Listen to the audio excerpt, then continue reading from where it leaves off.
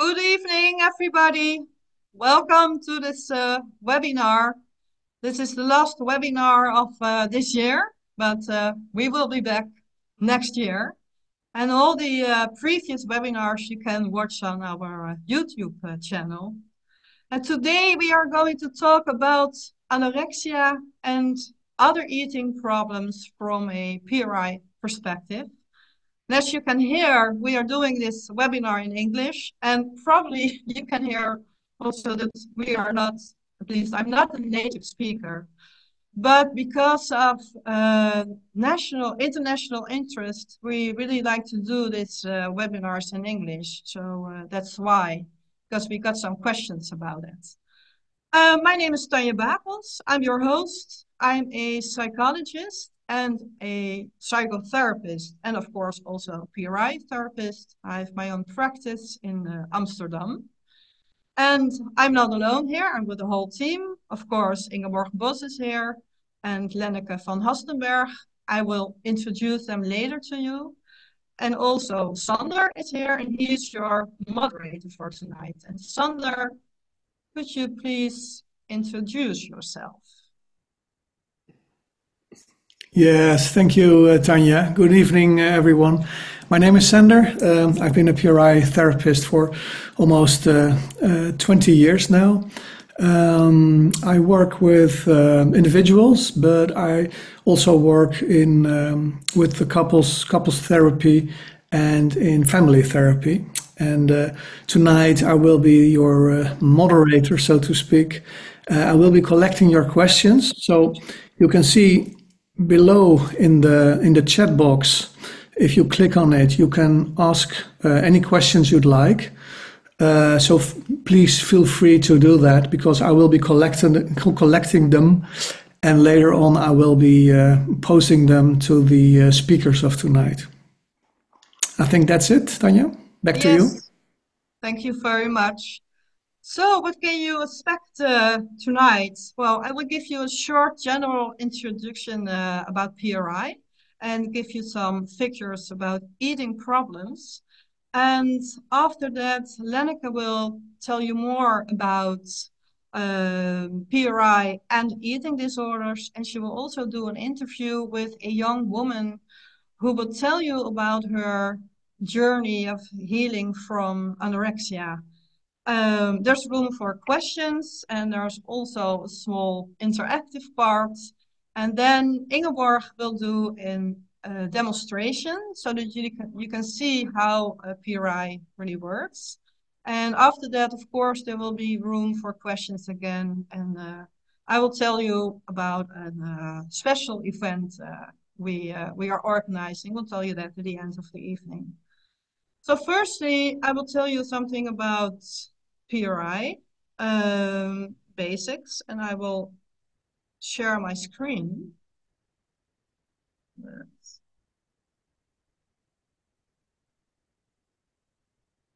Let me see.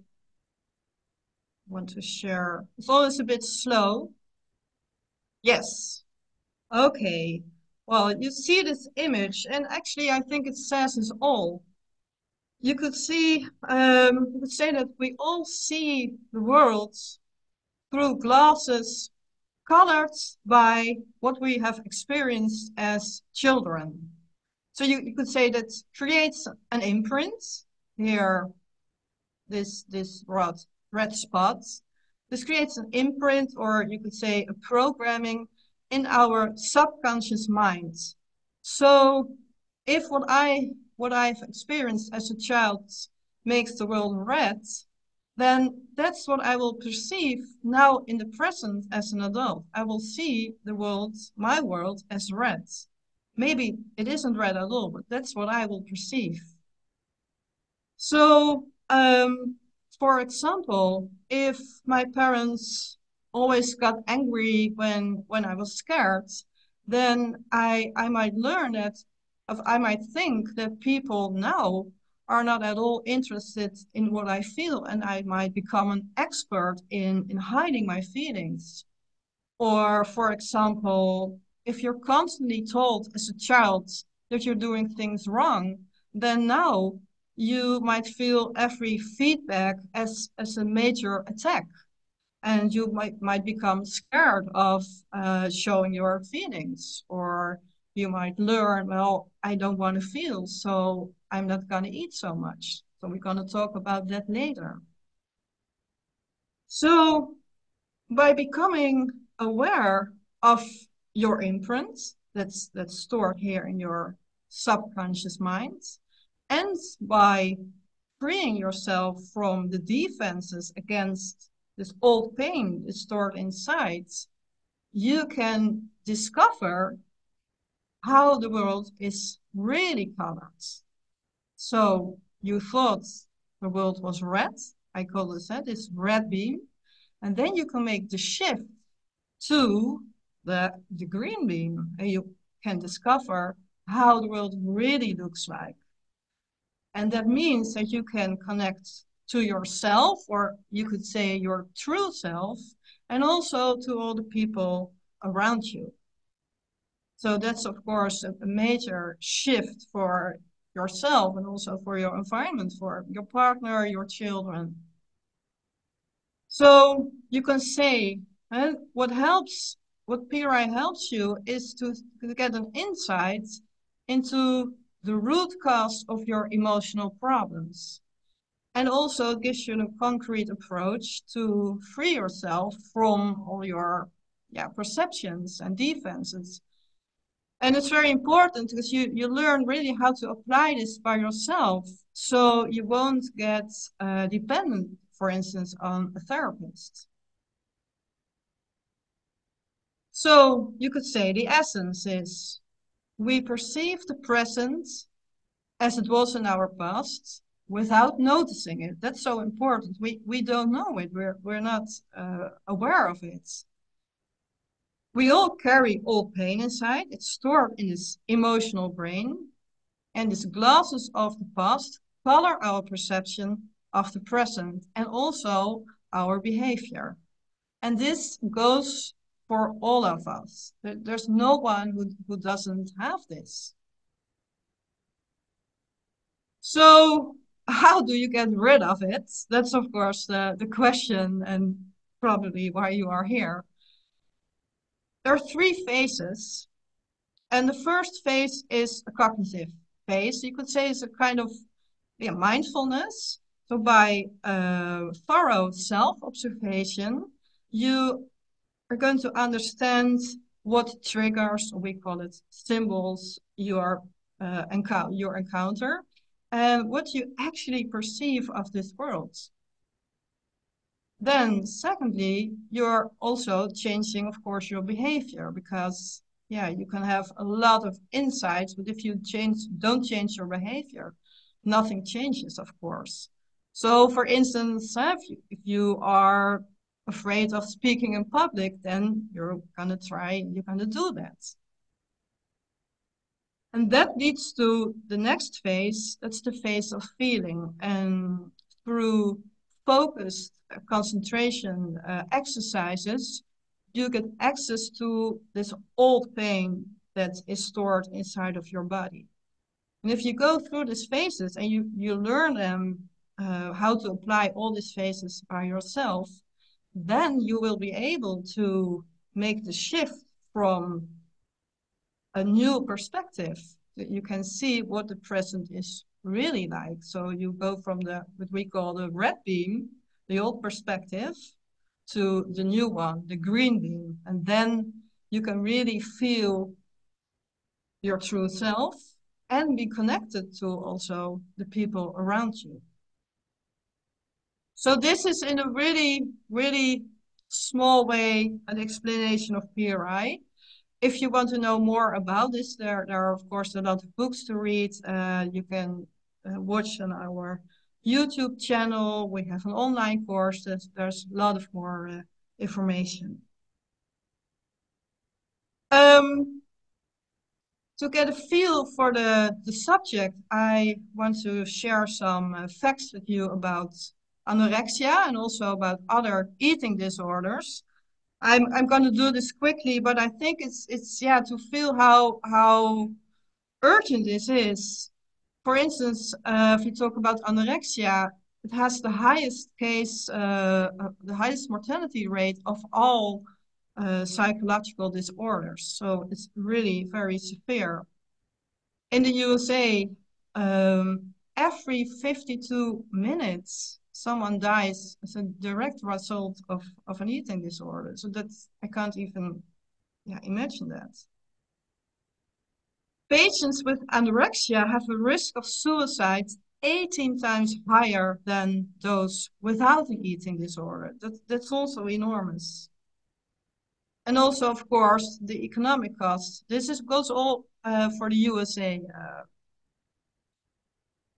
46, the 64.7 billion every year. 15% of all adult women will suffer from an eating disorder, and I didn't know this. Only 27% receives a treatment. So there's so many people who don't even have a treatment yet. Um, Over 70% of people with an eating disorder have also other conditions, so other disorders like anxiety attacks, mood disorders, emotional regulation problems.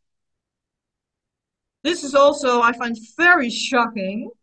It starts so early. Age 6 to 10, girls start to worry about weight already. So it starts so young. And we know, of course, social media is these days very big influence on that.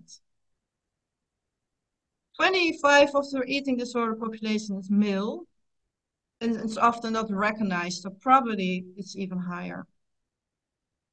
So these are some figures I wanted to share with you, and now I'm going to stop share.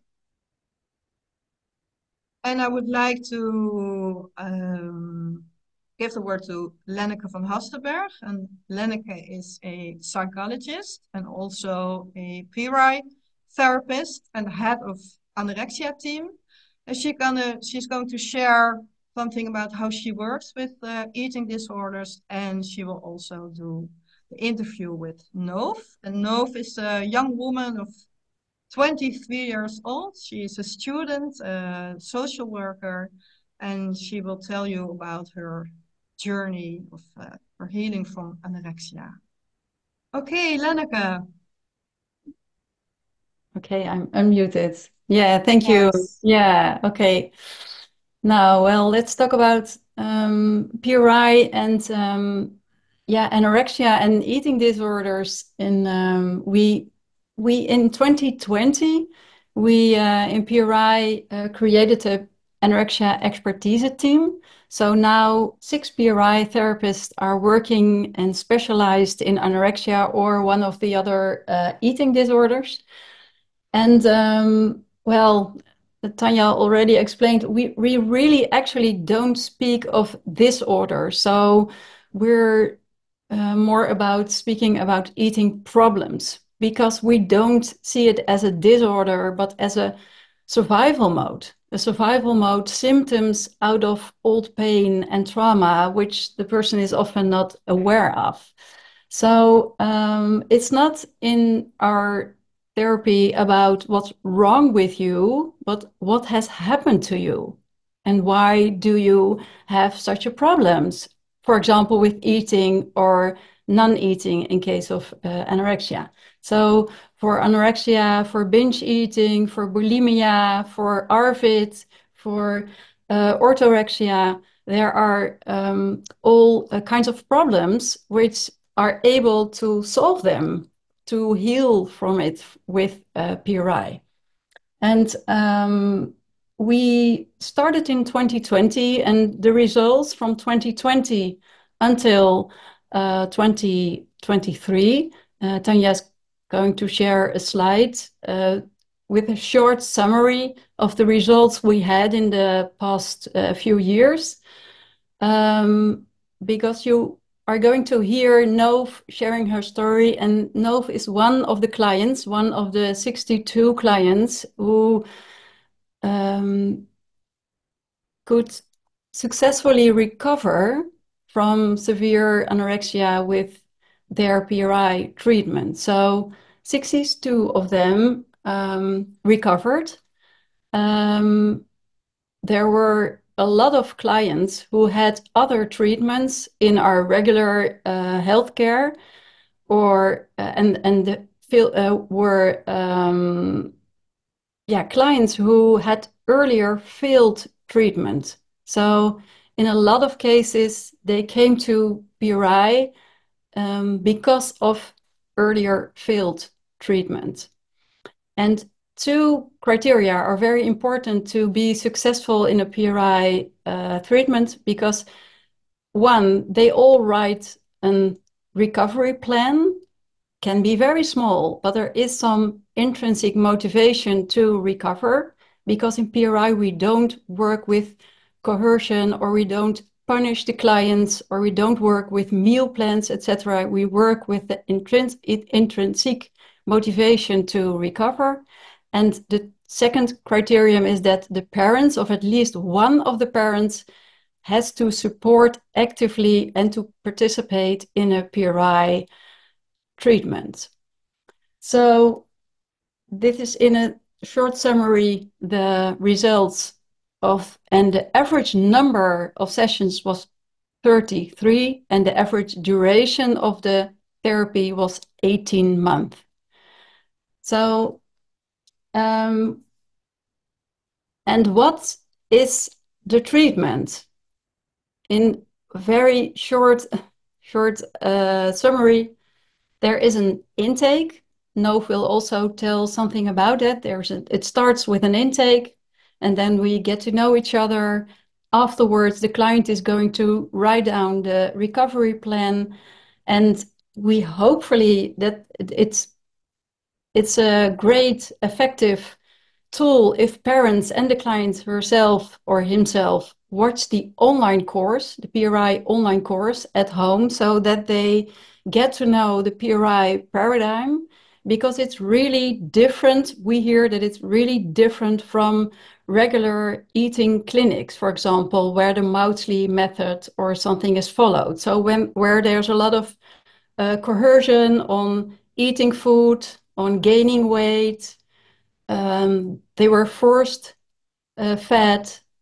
Parents have to be some kind of police man or woman trying to force their child to eat. So it's really helpful if parents and the client herself or himself watch the online course, because then you see, oh my gosh, it's not the question, eat, you have to eat and focus on it, but okay, what what's happened to you? Because we always ask a question, okay, are you touched by something? So there must have been a symbol or a trigger, and the non-eating is just an effect of being caught in a survival mode. So it's not that they don't want to eat, but it's that they can't eat because they are in surviving mode of not needing anything. So that's the defense mode in PRI known as denial of needs. So it's, I may not need anything.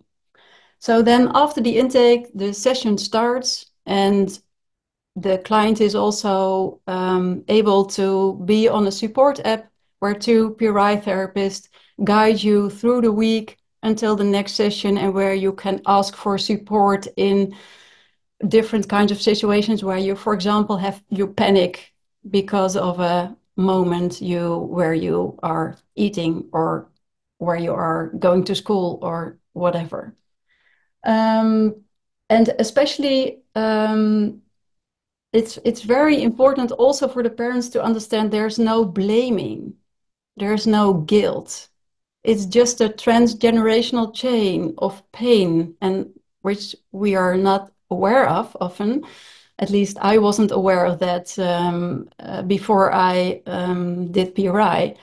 So it's not about blaming, it's not about guilt, but it's just a transgenerational chain of pain. And out of that pain, you're going to survival mode, and you're going in a defense of overeating or non-eating or punish yourself when you have eaten and feeling very guilty and ashamed.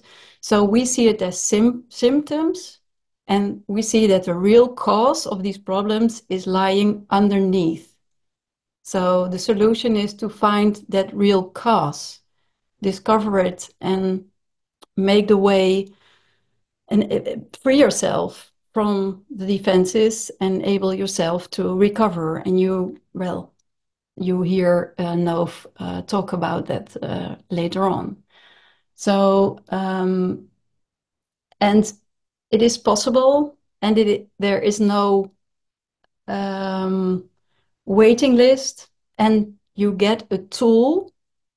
With the tool, you can free yourself out of your defenses. So you're not dependent of a therapist. So it don't have to take years, and it's a remaining recovery. So it's not that, okay, it belongs to me for the rest of my life. I will stay in an anorectic mode, or I will keep a problem with eating.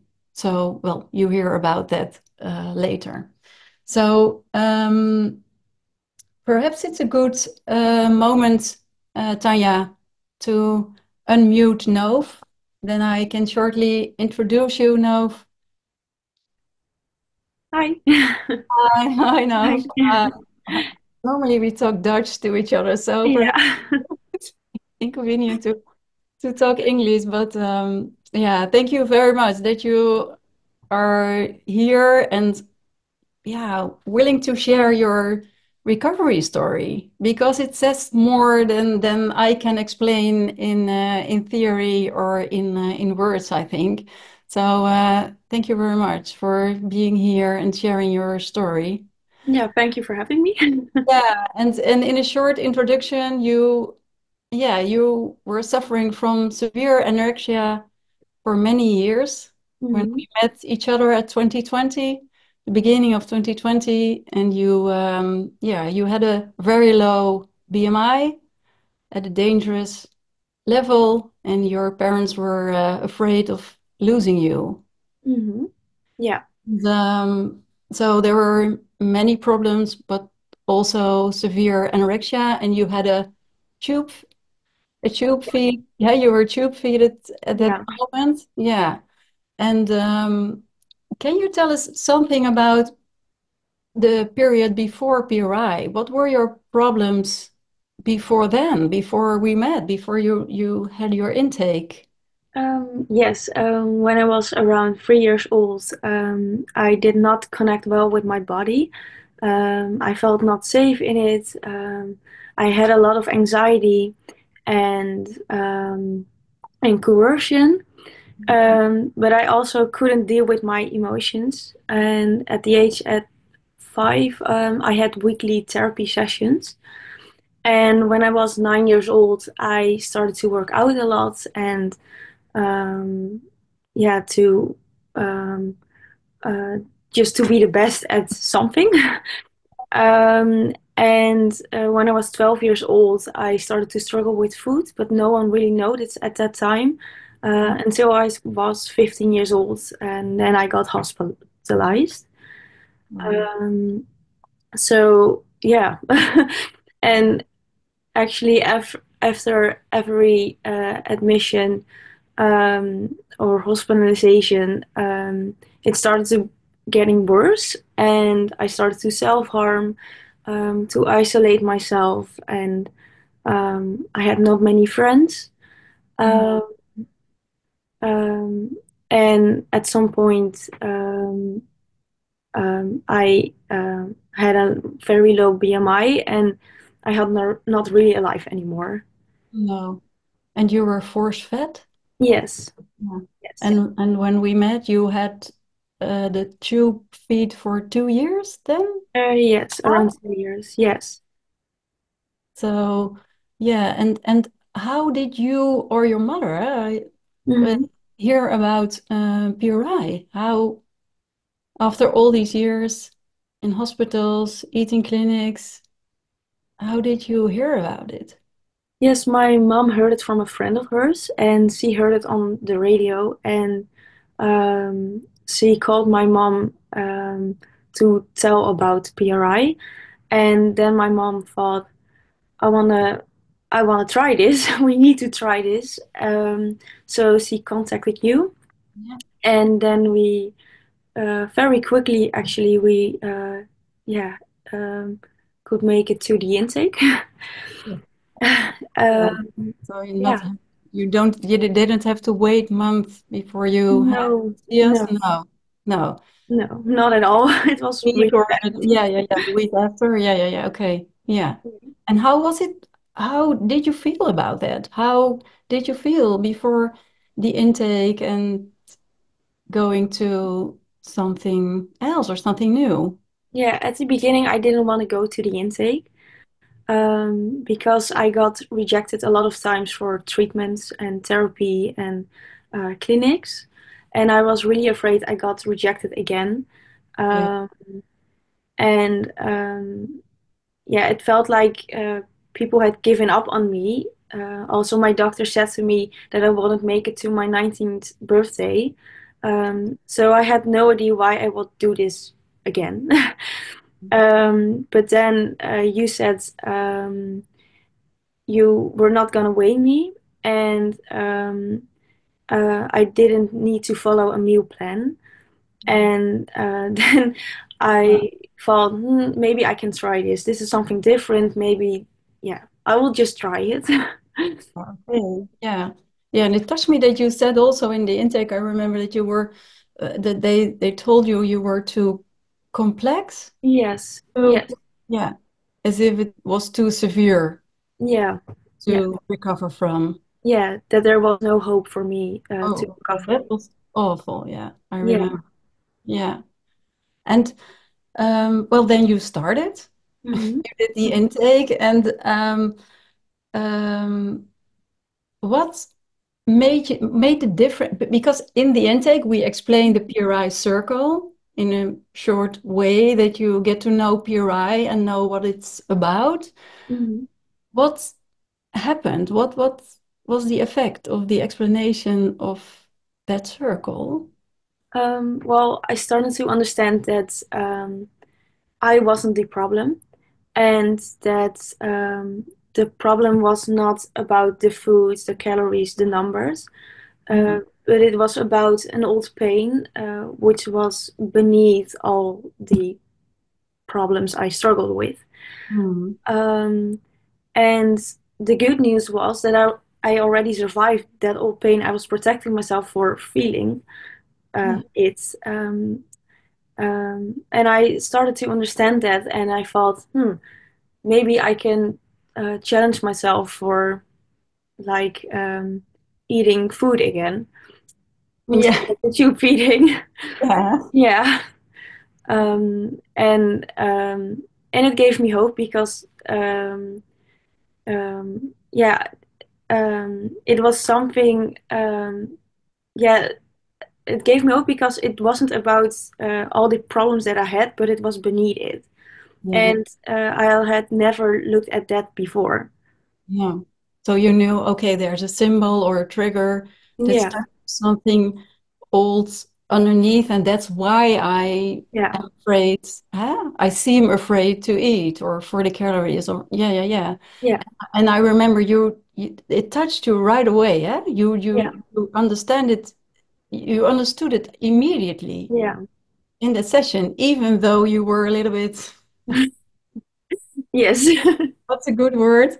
A little bit hesitating about, okay, now I have to see this. I don't know. Yeah, Yeah, okay. So and afterwards, what did you do? I remember clearly the product you yeah. ate. Uh, I wanted to try strawberries with yogurt for the first time in a lot of, yeah, in some years. Mhm. um, and um,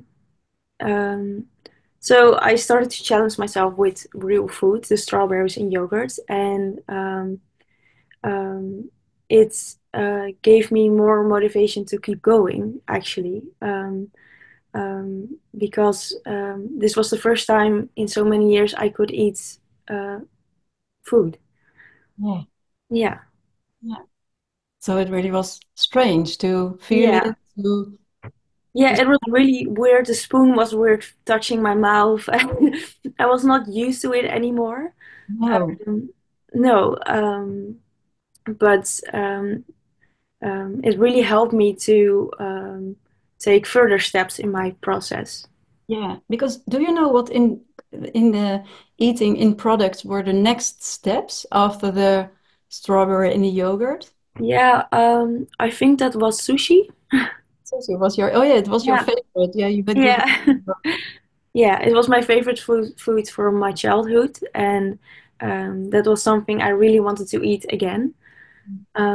So actually, we did that together. I remember. Yeah, Uh, yeah. yeah, and it felt like a big victory for me Yeah. uh, because I thought I would never eat ever again, No. especially things like sushi. Yeah. And Yeah. when you eat it right now, nowadays, when you, because then it was, there was a defense reversal needed in PRI Mhm. terms. It's that you touch the old pain underneath, Yeah. knowing that it's over, that it's old, and free yourself out of it, and then Hmm. you're able to eat, Yes, to exactly. do what you were afraid of. Yes. How is it nowadays when you eat yogurt with strawberries or sushi? Well, Do eat. you have to reverse it? Do you have to work with it or not anymore? Not really anymore. Because the yogurt and strawberries is just it's just normal now, I guess. and and I really enjoy going out for dinner, like an all-you-can-eat sushi restaurant. It's like a real party for me. Um, Yeah, and also, I remember when I started to eat pasta for the very first time. It felt like I was going to die because of the pasta, which was actually the old pain I was feeling. But now it's my comfort food. oh wow. So yeah, it's a big Shifted. difference. So it shifted completely. Yeah. And were there difficult parts in your PRI process? Were there difficult moments or phases where you found difficult to apply, for example? Hmm. Well, sometimes I found it really hard when my body was reacting to the old pain. For example, it started shaking or shift. Mhm. It didn't feel good, and it felt like there was danger. My body was telling there was big danger, but I knew in my head there's no danger in the here and now. No. Um, but sometimes I found it really hard to calm down my body and not to go with the the the how do I say that my body was telling there was danger, but actually there wasn't. Yeah. So it's sometimes it felt like it tricked me, my body, and I found that sometimes really hard. Yeah, If the old danger was still in the here and yeah, now. yeah. Yeah. If it was still happening Okay. in the here and now, right now, that I wasn't safe, but actually I was safe. It was just feeling the old pain. Yeah. Uh, Yeah, yeah. And later on, Ingeborg will work with you and do a demonstration from symbolic situation, and well, people will get to know how it works. yeah. Yeah. And finally, is there any advice or you have for people or girls, boys who are thinking, okay, shall I start a PRI therapy or caretakers or parents? Are there any advices out of your own experience? Yes. Well, for the people who are thinking about starting with PRI, it's okay to be nervous for something that's new. Um, for example, I didn't even want to go to the intake, and now I'm really grateful I did. Now, even you're here. Yeah, yeah, So many people in English and yeah, yeah. so yeah, And you have a say in your process, and you are in charge, so you can say what you want to achieve. Um, they will not judge you because they know that you are in survival mode. Yeah. And so, and we talked about food and a dangerous BMI and things that has been solved for you, but also you got your driver lessons. You go to Last school year. now, a license, license. You go to school now. You have a lot of nice friends. Yeah.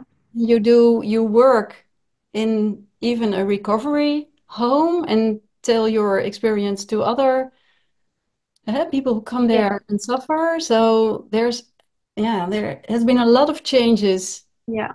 even in your whole life, you could say. Yeah. Yeah, really. Yeah, my whole life changed. It was a good change. Oh, well, you really did a good job, and so happy for you.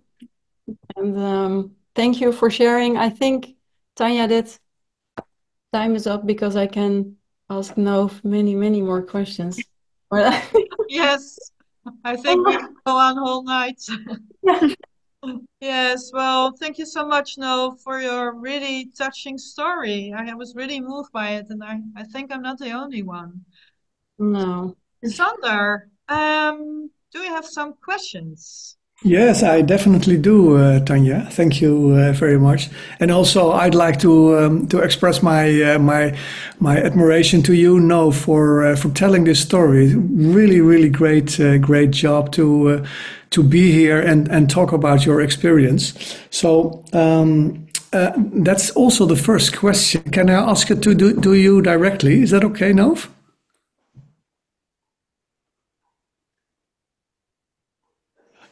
Yes. Yes. So there is someone who asks that, do you sometimes have relapses, dus een terugval, when you start thinking of eating or not eating, perhaps when you're feeling down or not having a good day or well, whatever? Mhm. Well, I can't really call it a relapse, but when I feel down, the thoughts can come back. But when they come back, I know that there was old pain touched. Right. Um, and so I have to look at, yeah, what's being touched. What was the symbol? What's the old pain that was touched? And yeah, but it's not a real relapse. Right. It doesn't take you over then. No, not at all. Right. Wow, well done. Okay, good. Okay, thanks. That's a concise answer. Then I have a next question. That's a bit of a technical question, perhaps for you, Lenneke. So there is someone who asks, can anorexia be genetically transferred from parent to child? Is there any knowledge of that?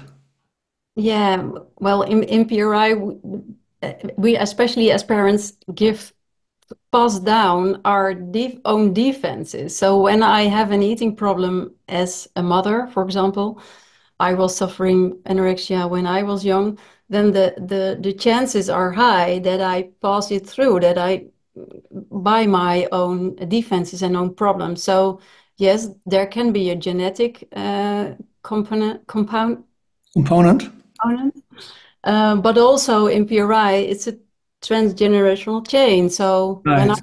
from anorexia or bulimia and in the defense of the denial of needs, the chances are high that I pass it through to my children, even when I, of course, don't want to do that.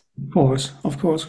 Now, and then, of course, the logical next question is, so how can you prevent, as a parent, that you pass it on to your children in whatever way? Is there some formula? Can you give some advice on that?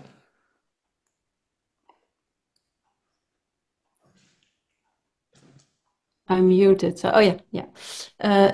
Do your own PRI Right, trajectory. right, right, right. Happily, I have two daughters, and they are not struggling with eating disorders. But I don't know what had happened. I don't know, but what might have happened to them when I didn't really recover myself from the anorexia completely. So not only at the surface, Right, but really got to know the underlying cause and right, really worked with the symptoms. I definitely, out of the transgenerational chain, would have repeated uh, right, some right. of my history and defenses of my parents. Right, right. Yeah. So your advice is to really dive into yourself and seek out what perhaps is still lying there to be discovered. Yeah, Right? yeah, Yeah. and As that's a parent. relatively simple, and it gives a remaining result, not only for yourself, but also for your children. Yeah. Right, right, right, right. Okay. Now, Last question, Sander. okay, last question. Okay. Now, let's say question for well, perhaps Nov or Len. You can either choose. So, could you tell us a little bit more about what helped you to make that first very difficult step to start gaining weight? This is someone probably that knows a little bit about the ins and outs of anorexia.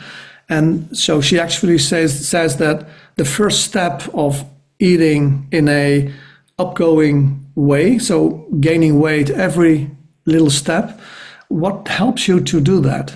Is my question clear? Can you perhaps know? Can you just say something about it if you know some answers about this? Yes, yes, I will answer of my own experience. Um, yeah, I remember when I started to gain weight. Um, um, it was actually after a regression, because after that I got to understand why I felt I needed to be underweight. It had a function, and after I got insight about that function, why I thought I was safe when I was underweight, um, which was not true. I could gain weight, and yeah, of course it was hard, but because I knew what the function was. Yeah, it became easier and easier to gain weight. Right, right, right. Okay, okay. Have you got something to add on this, Lenneke?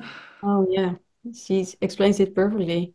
And so you know what's under the fear of gaining weight. You know there's some old trauma underneath. And then you act, you behave on the facts that you know are true in the here and now. So Nov would even died out of this defense. So the defense which would have saved her could have killed her. So she acted against that defense, which she now knew it was an illusion. So it was not unsafe to eat, it was unsafe to not eat. Not So eat. Right, right, right. yeah, she completely turned it around. Yeah. Okay. Okay. Thank you very much, ladies, for the double answer on this difficult question. Yeah. Back to Okay. you, I think, Tanya. Back to you. Yes, thank you.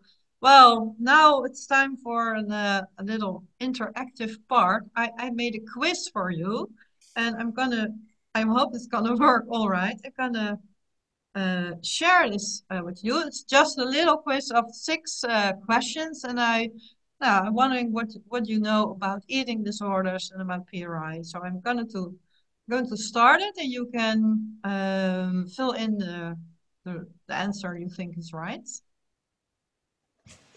So please, it just takes a few minutes. Take your time to fill it in.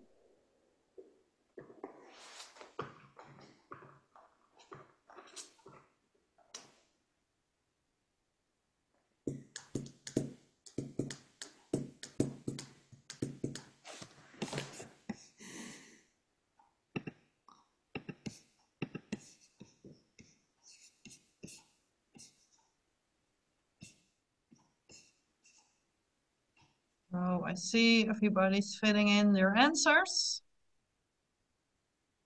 Just give you a little bit more time.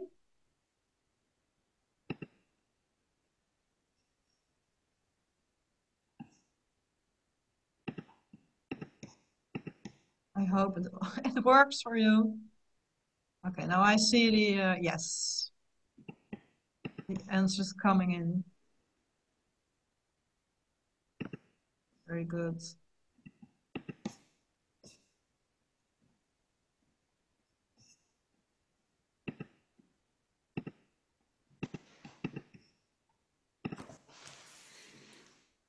Give you a little bit more time.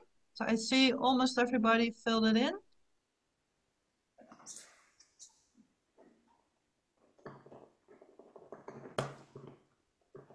And then after this, I'm going to share the answers with you.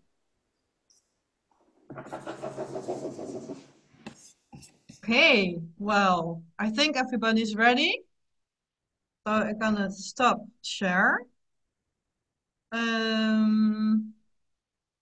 And then, yes, I can share the results. So let's see, Sander, do you see the answers now? Um,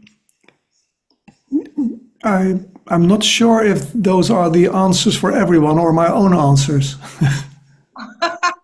Okay, I think it's okay. So I give you the right answer. So the first question was, anorexia mainly has to do with, and the right answer is not feeling and not needing anything, or at least in your perception. So, and I'm really happy that no one thought that the first answer was the right answer. So you paid a good attention. But some people thought it was about excessive need for control. And that's what a lot of people think. But it's actually anorexia is about not feeling. So the second question, well, wow, a 100% score. Indeed, for PRI, it's very important that the parents play a role in the recovery, and that's by a lovingly supporting their child, and not, as Lenneke told before, not forcing your child to eat, for example, which unfortunately happens, but it's terrible for the parent and the child, of course. So everybody had the right answer. The third answer, if you had a happy childhood, you didn't develop any defenses. Well, unfortunately, this is, yeah, there is, you could say, there's no one with a perfect childhood. So, of course, most parents are very loving and doing the best they can, but still, we all carry old pain inside of us. So this question was a bit tricky because it's almost 50-50. Men with eating disorders often exercise excessively and often have obsession with muscle mass, and that's true. A lot of people thought it was false, but so it's really, it's different than eating disorder with women, and that's why they're still hard to diagnose. So it's not time it's missed for boys or men. Question 5, what's the most common eating disorder? Well, that's actually binge eating disorder. So binge eating is eating a lot, but without any restrictive behavior or excessive sporting or anything. So you see that with yeah, obese people. And the last question, which defense is most active in anorexia? And that's denial of need. So that's about not feeling. And there were also a few people thought false hope, because sometimes people think it's about being very thin, but actually that's not the real problem. So this was the quiz, and I will stop share. Now, Ingeborg, I would like to introduce you. I think everybody knows you, but for people who are really new, Ingeborg is a psychologist and she's the founder of PRI. She developed PRI in almost over 20 years ago, and she wrote 7 books about PRI, which a few of them are translated in English, German, Spanish, I think even Iranian. And the last one was published in November last year. It's now only available in Dutch, but I hope at the end of this year it will also be available in English through our own website. But we will let you know. Um, She's Ingeborg is working in France and online. She's a trainer, of course, but also she gives therapy for individuals and also a couple therapy. And that's in the form of an intensive. So you do a session 5 days in a row. So it's really an intensive therapy. And there are still a few spots left in 20 in next year. So if you are interested in that, you can let us know. Ingeborg will now do a demonstration with Nove so that you can see how PRI works. So, hello, Ingeborg. Hello, Tanya, and hello, everybody who is here tonight. Thank you, Tanya, for the introduction, and thank you, Len, and especially thank you, Nove, for being here. I think everybody is just really very impressed with how you can come on and tell us your story, your beautiful story that touches all of our hearts. And wait, I'm getting something in my ear. Okay. It touches everybody's hearts that, you had to go so far that your parents were even, worried about losing you. And I happened to be there in that first intake by accident, if that exists, huh? So, yeah, we've known each other for a long time, and I've heard about your progress, and we've seen each other a few times. So, first of all, it's wonderful to see you. Yeah, thank you. It's wonderful to see you too. Thank you. No, thank you. And so the idea is that we do a little demonstration together of the basic workings of PRI, Yes. so that the people that don't know it can get a little taste of it. So my question to you, of course, will be, is there a symbol, is there a situation that you have recently lived through and that you would like to look at with me? Yes, I've been thinking about this one. But a few days ago, I went to the mall with a friend, and it was around lunchtime, and she did not eat lunch, and so when someone's eating less than me, it feels like I cannot eat either, or eat like my needs. Like you would like to, like you Yeah. felt it's lunchtime. Hey, let's have something to eat. Yeah. And then your friend is not eating anything. Yeah. Yes. Okay, and does your friend suffer from some eating problems? Yes. Yes. Okay. Okay, no. So what happened then? You did go to some place where you could eat. You Yeah. took her along with you. Sorry? You did take her along. It's not Yeah. like you said, no, I don't want to eat, and that you went away. No, we were in a cafe and around lunchtime, and but she only ordered tea, and I felt like I also can order. No, sorry, can only order tea. You only ordered tea. You didn't Yeah. order anything to eat. No. No. And what did you want to order? Do you remember? Um.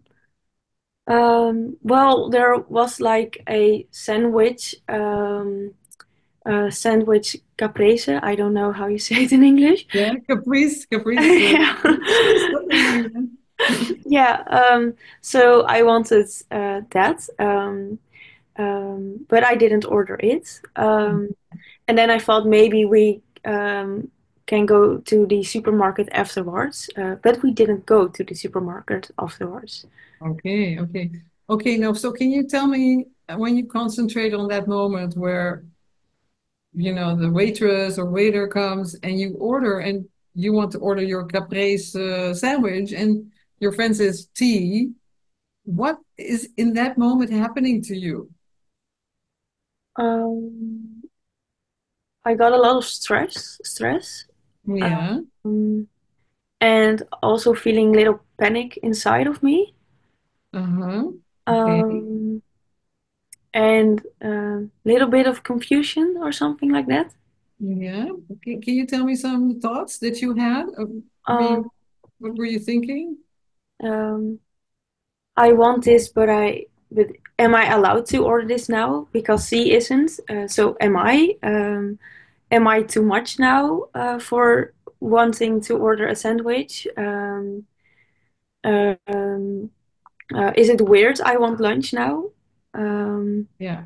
so So those you, were the thoughts. yeah. So when I hear you talk, in PRI, we call this, I mean, it's obviously a defensive reaction, huh? Hmm. You understand that, otherwise you wouldn't Yeah, bring it in the yeah, class. Yeah. yes, And when you're hungry, you can eat normally. And if you start thinking, oh, am I allowed to eat and am I too much? So this is a typical defensive reaction, and you know which defense this is? yeah, I think so. Yeah. Would you like to tell me? At first, primary defense, because it feels like I'm too much. Exactly. Yeah, Yeah. Am I allowed? yeah, So you have get all these self-doubts actually, mm, whereas yeah, the hunger signal is clear. There is nothing, to really doubt about that. So you yes, go immediately into primary defense. yes. Mhm. And underneath that, of course, that there's pain Hmm. connected, huh? Yeah, because Yes. after the primary defense, you just went into another defense, which is not ordering anything except the tea, which is then you Denial of needs. exactly, exactly. So you see the whole movement, huh? Yeah. So if we go back in PRI, we always go back to the first defense that has been activated. So in this case, it's the primary defense. Hmm.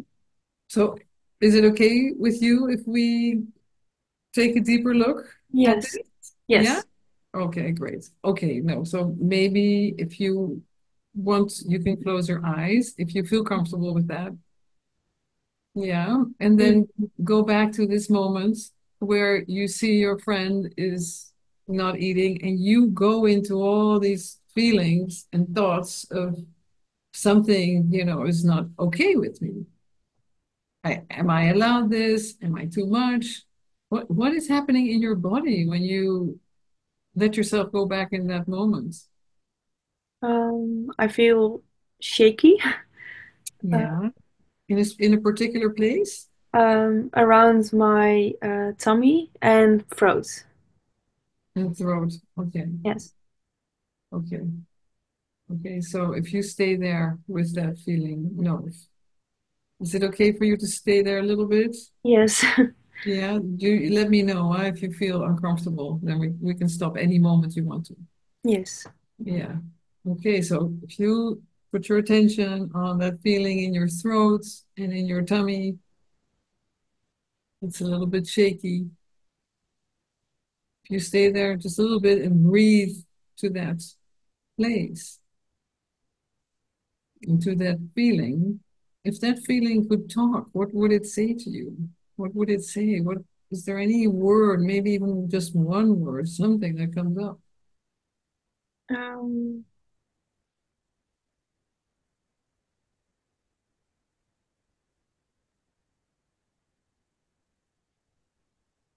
um, that you're doing something bad. Okay. You're doing something bad. Yeah. Okay. Okay. No. So just look at this feeling, and you're still feeling it in your tummy and in your throat. Hmm. Most Yeah. in my throat. Yeah. Okay. Most of your throat. Okay. Very good. So can you imagine that you are becoming smaller with this feeling in your throat? You're becoming smaller and smaller. and there is something going on there. There's something around you that's making it necessary to think that it's your fault, that you're doing something wrong. Mm-hmm. So you're actually defending yourself there against something painful for that little girl you were. Can you tell me how small do you start feeling when you do this? Yes.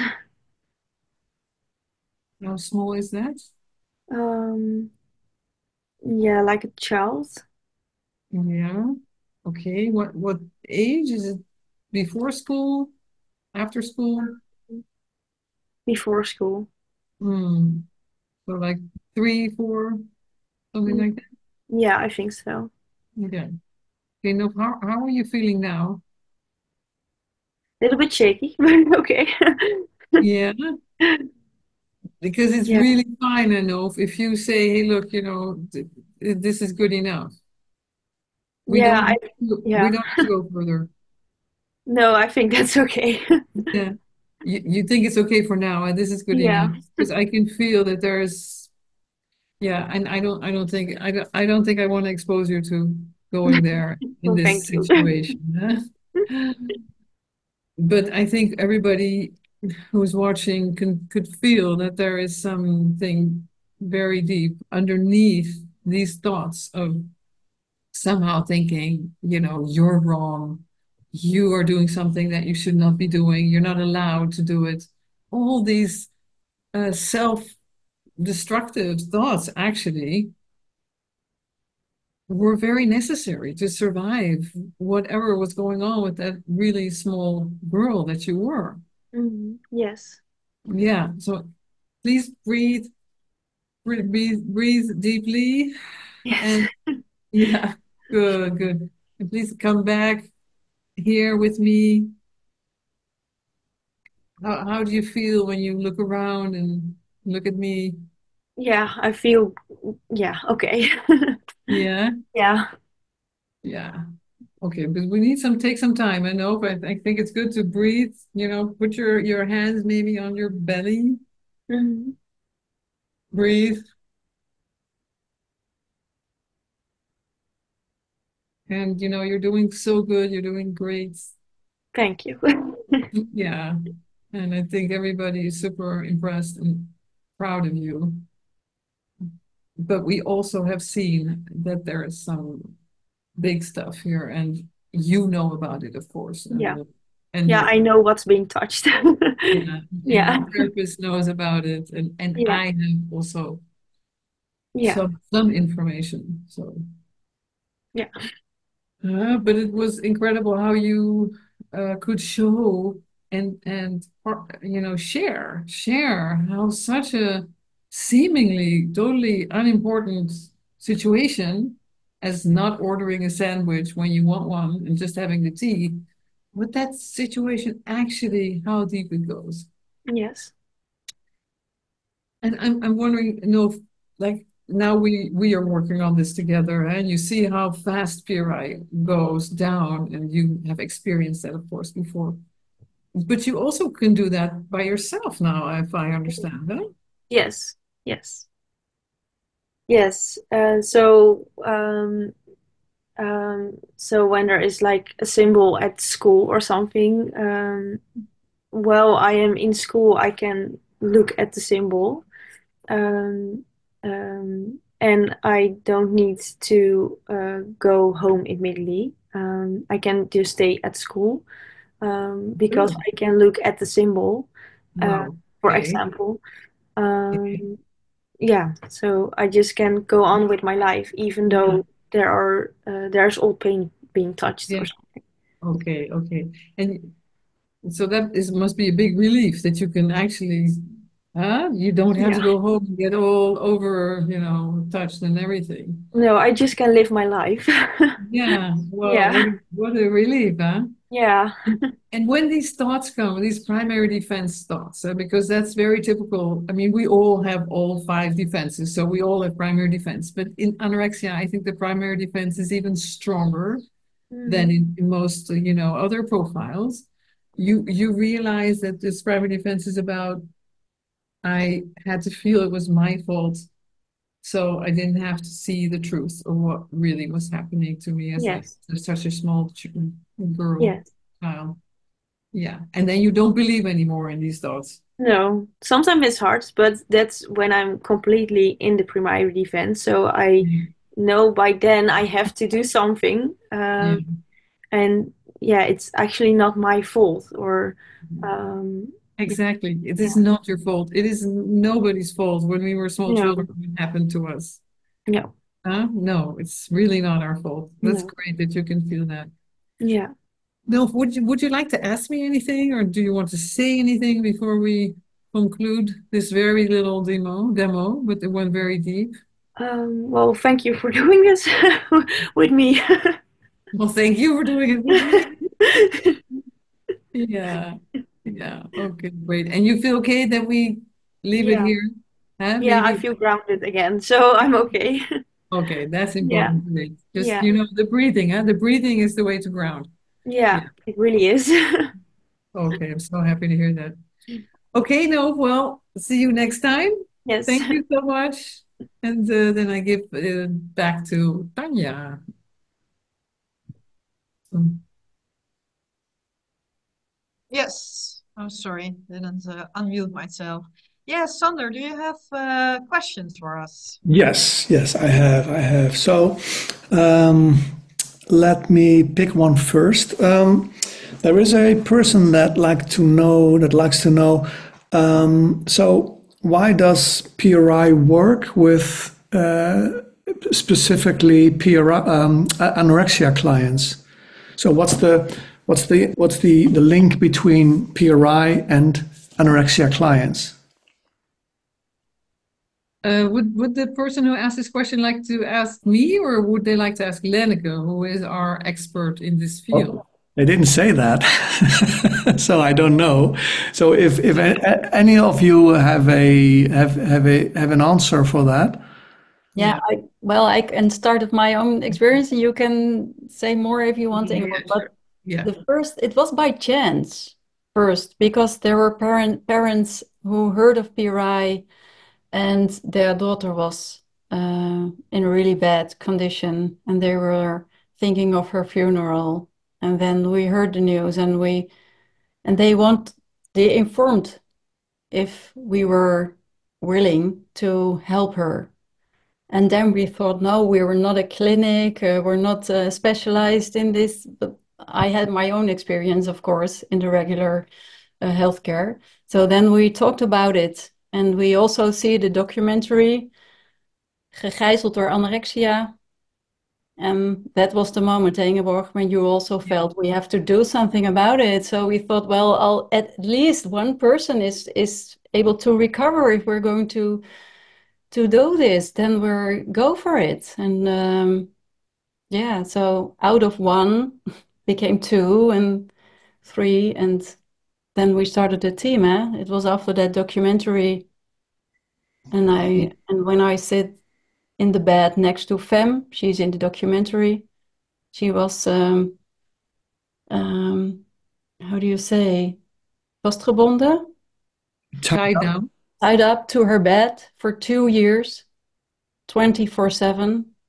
So then we felt, no, this is not possible that this happens in Holland, and perhaps we have a solution, because perhaps PRI is also to apply for this group of severe anorexia and in eating problems. So we started just with one girl, Hilda. I will never forget her. And then we started, and there out of that came a plan. Yeah, you wrote a plan, Ingeborg, and then we developed a team, and we specialized ourselves. And then we came up to 60, 70 clients in the past 2 to 3 years. So, yeah, so by chance, and well, by Yeah. documentary, yeah.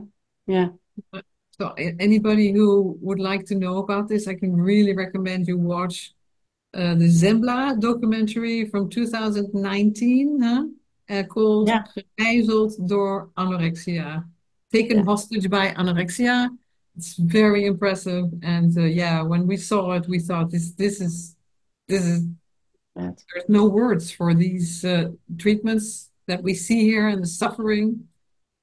Yeah. And since then, Lenneke, who knows anorexia from her own experience, has been doing fantastic work with colleagues, supported by colleagues. And now there's 62 girls that have been, yeah, successfully treated and have their life back. Yeah. Wow. That's really something, huh? Yeah, it's Yeah. very moving. It's very touching every time we see it or talk about it. Yeah. Yeah. Yeah, Okay. So is it okay to move to the next question? sure. Yeah. So there is a person that likes to know. The message is that we have the eating disorder, and then the solution lies beneath it, right? And this person says, "Well, can you give us some examples of what they should think of? What kind of underneath lying Mm. things are there? What's Yeah, what's the yeah, most common underneath yeah, underneath lying problems there are, or you've yeah, experienced?" yeah.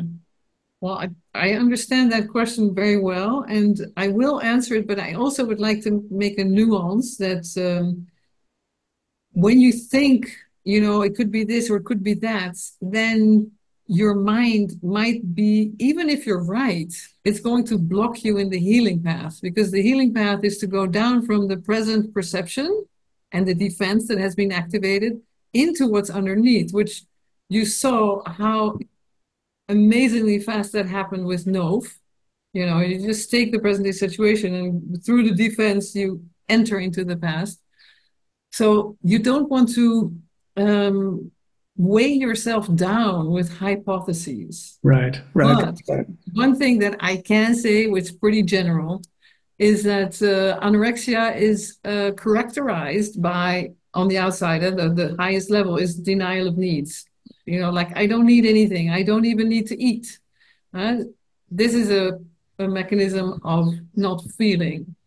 And of course, this is related to circumstances in childhood where, for whatever reason, again, we don't want to blame parents, but for whatever reason, the degree to which the needs of the small child were met, the degree to which they were met was very extremely low.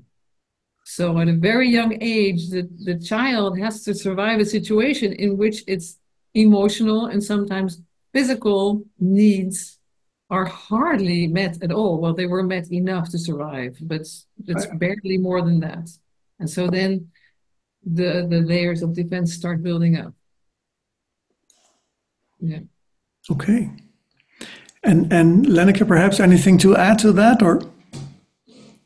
Yeah, for me, because sometimes people think, oh, it has to do something with physical violence or sexual abuse, or but in my case, there was a old reality beginning in my life with Dr. Spock. So very strict rules of not spoiling the baby and not Mhm. only feeding it 5 times in 24 hours. So in my regression, for example, I felt it was dangerous to need anything because there wasn't any fulfilling of my physical and emotional needs. So um, let the baby cry, for example. It's not that you get directly anorexia out of it, but it's important that there was in my youth, the first year of my life was out of a strict Dr. Spock regime. Right, right, So right. I already learned when I was younger that it was um, yeah, unsafe Okay. to need anything. Yeah. So, but Okay. that as an example, not that it's in general always the case. Yeah. Right, right. And also, as Ingeborg already stressed, that it's really important not to think beforehand of what could have happened, but No, instead of that, just, well, let yourself be deepened in what lies beneath it. because Yeah, in the time I had anorexia, I had never known that it has anything to do with this layer. And I right. wasn't aware of it. And in my psychology study, I've never heard of it either. So it just came up just like with no, when there were symbols in my life and that we did regression with it when I couldn't get pregnant, and it came Right, up as a out of not knowing. right. Oh, Okay. yeah. Yeah. Okay, thank you for those answers. We move on to the next question. Can you tell us a little bit more about how PRI involved the parents when treating the client with anorexia? So, how is the family system involved, the parents? You already said something about at least one parent, but what does it look like? Can you tell us a bit more about that? Yeah, at least one parent has to support PRI and the way of looking at the problem in this way, Right, uh, and preferably two, both of them, but at least one, and also actively participate in the PRI sessions right. So because they come along. They come along then with the client, or most sometimes they come along, but mostly they have their own sessions, and sometimes we combine them. But right, they have the same language and the same way of looking to a problem in the here and now. It's not a real problem. Take a look at the underlying cause. So for example, when Nove wasn't able to order food in a restaurant, not stressing and saying, oh, you had to eat a caprese, and no, say, okay, something touched you in the restaurant. So no problem. Now you know the old pain, you felt it. So let's order now something to eat at home. Or so you're going together, have the same language and the same way of looking at the real problem underneath and how to get there and how to get yourself free of it. okay, okay, Well, clear. that's very, very important because especially when a child is living at home with the parents, when it's older and it's living by her or himself, then it's A easier. different story. Yeah. It's a different story, but also preferable that the parents are actively participating. Yeah. And even brothers and sisters as well, if there are any.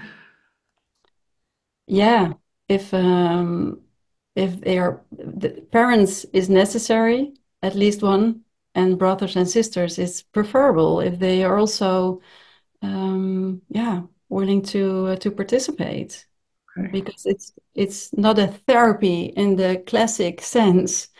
It's a conscious way of living. So it's preferable if that's possible. Yeah. In my case, 30 years ago, there was only one system session, and my parents didn't want to go, and my sister neither. So I was the one with the problem. And Right.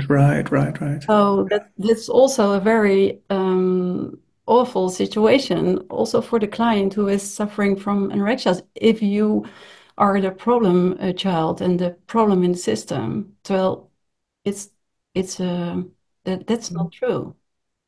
Yeah. So Yeah. yeah. Okay. It's Okay, Sander, can you ask the last The question? last question now. I have the I have him ready. So listen carefully. It's a bit of a funny question because it says, what would be the biggest mistake a therapist could make when working with a anorexia client? Well, Len, I think it's a question for you. we talked about it, Ingeborg. Do you know Yeah, at the beginning when we did together the intake, we yeah, talked tell about me. other questions you don't have You shouldn't ask. you shouldn't ask or you shouldn't do. So because even a remark, oh, you eat well, or is Yeah. Mm, Or you can don't look so bad. you don't look so bad. You Yeah, still look pretty good. yeah, exactly. Because yeah. it's coming out of, you think you're going to cheer up the client, but that Right. feeds right into the Yeah, defense of the yeah, eating problem. yeah. Right. Um, no, don't say anything on food or you Yeah. look still Maybe that, nice or maybe that's the most important thing, eh? Don't talk about food. Don't yeah. talk about weight. Don't talk about weighing yourself. Don't talk about food lists. Um, this whole food thing should sort of go in the fridge until Yeah. later when you feel like eating. Then you open the fridge and there's strawberries and chocolate and everything you want, but not until then. No. And when we Okay. did a regression afterwards, Noah said, yeah, then I would love to eat sushi together. And then we did it in one session. And Yeah. but it was spontaneous and it was Yeah. not about food and what she had to eat, but it was more a spontaneous idea to do that together. So we did. Yeah. So Is there something you would say to the parents of the girls who have anorexia, because it's kind of tough for them, right? I mean, it's really hard to see your child suffering from anorexia. Is there a message for them you would like to say? yeah, there's no blame. There's really no guilt. Right. I'm also a mother and I have also put down my defenses, unfortunately, to my children, to our children. So it's how it goes. So it's not your fault. It's not about blaming. There is a solution, and don't lose hope. Even if the BMI is very low, even if the problem is severe for years, there is a way out of it. So don't lose hope. Come and leave your number, and we'll call you tomorrow. And there's help, and it's there soon. So. And don't feel guilty or don't feel ashamed or no. Okay. Okay. Well, It's those are beautiful words for the final questions, Lenneke. Thank you. Back to you, Tanya. Then. Yes, yes, thank you. Well, I think this is Thank you, a beautiful Ingeborg. bridge to Yeah. the then again what you say, there's hope. That's so important, and that's why we made a documentary about how to yeah, overcome your trauma, and we organizing a whole evening about it. So Ingeborg, maybe you can add a little bit about it, and then I will show you the trailer about from this documentary. Yes.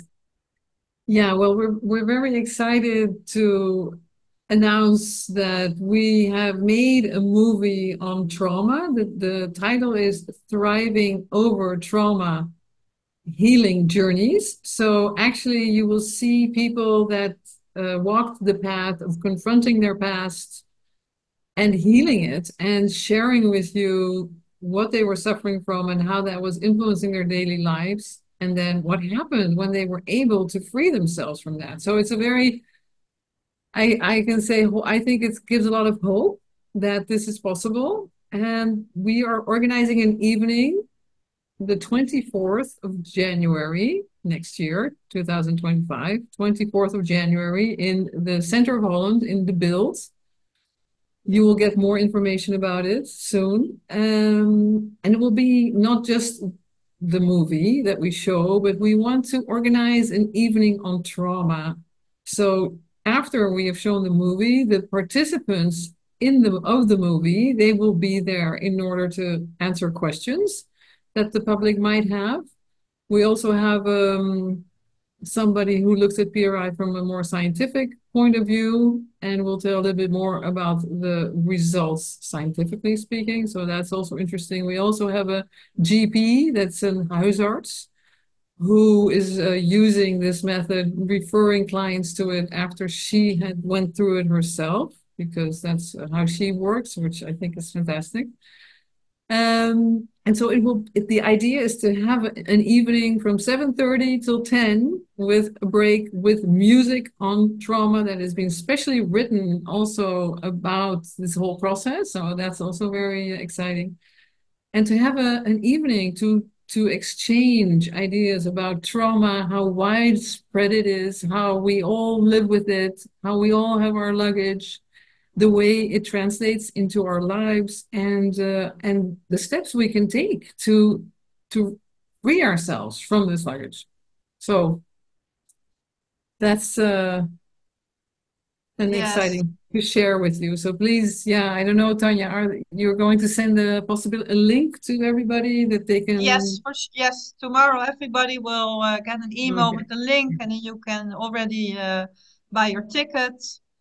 And it's in Dutch. That's good to know. So I'm gonna share this trailer with you. Hope it's all working.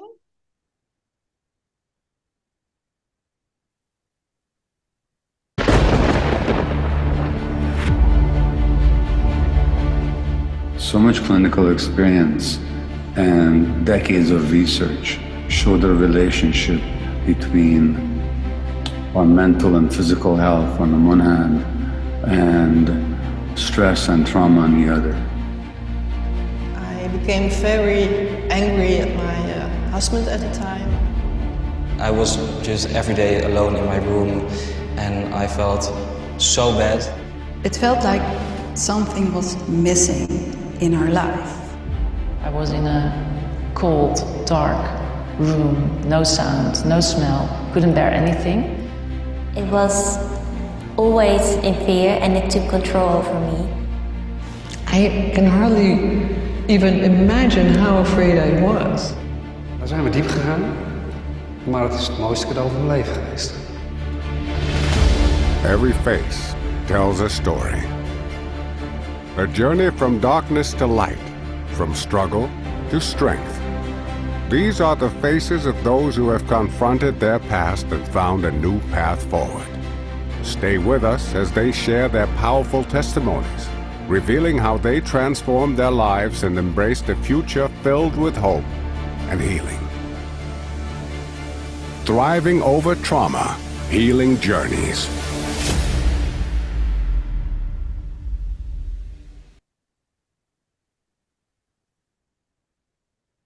Wow, maybe he recognized some of these people. Yeah. Oh, we will really like to see you there, and we will send you all the information about it. Before we close this evening, I'll send you a link to yeah, it's working. Yeah, it's now in the chat. Because we would really like to know how this evening was for you. So if you could fill in this little enquete, it just takes 30 seconds so that we can improve ourselves, of course. So, meanwhile, I would like to thank Nov for her very, very touching story. I saw some people in the chat saying that they found you very courageous, and yeah, I think it was great you were here. And of course, thank you, Lenneke, for everything you told us, and Ingeborg, of course, and Sander for being the moderator. If you need help, or you know someone who needs help, you can contact us. We will also write it in the email, and we will contact you as soon as we can. And we will contact you tomorrow. Maybe you are professionally interested, and for the non-Dutch speaking therapists, we developed a special program. It's a program of 2 years, and it's online. So we will send you all the information about that. Maybe you want to know more as a client. There's also an online course you can do, so you can really get all the information on your own time. So we will send you all this information. Thank you very much for being here tonight, and we really love to see you back in 2025. Have a very good evening. Bye.